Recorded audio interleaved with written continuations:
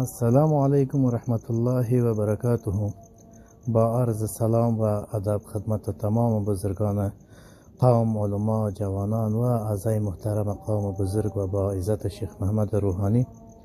فرارسیدن عید سعید قربان را از صمیم قلب تمام برادران تبریک و تهنیت عرض می کنم. برادران عزیز، در کنار خوشی های عید باید واقع بین باشیم و مشکلات را که امروز دامنگیر قوم ما شده از یاد نبریم. متاسفانه ما به چندین مشکلات روبرو هستیم.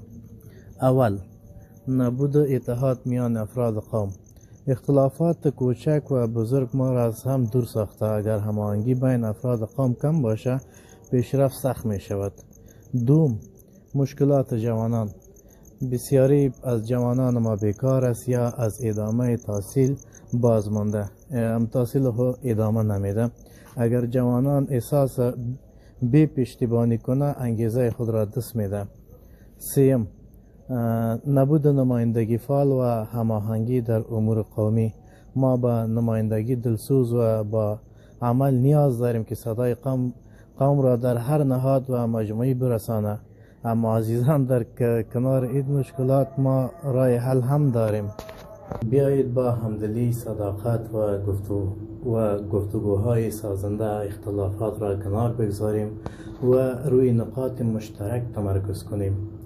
تشکیل کمیته های کاری، فرهنگی، اقتصادی، اجتماعی برای پیشرفت قوم. برای هر منطقه یک شورای قومی تشکیل دهیم تا بتواند به مشکلات پاسخ بده و مردم کمک کنه.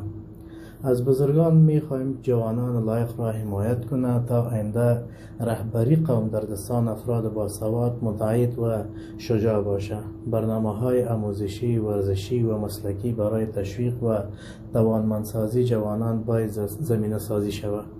کمک‌های مردمی را برای حمایت از بیماران و مستحقین برسانیم.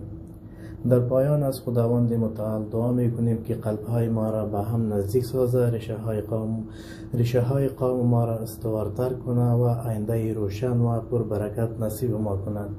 باید با هم باشیم، دست به دست بدیم، جوانای باسواد را حمایت کنیم و یک شورای قومی بسازیم که درد قوم را بفهمه و کار کنه، نه فقط حرف بزنه. به دوستای معزز، دست به دست بدیم و برای سربلندی قوم کار کنیم. قوم ما زمان قدرتمند است که مانند یک خانواده کنار یکی دیگه باشیم. والسلام.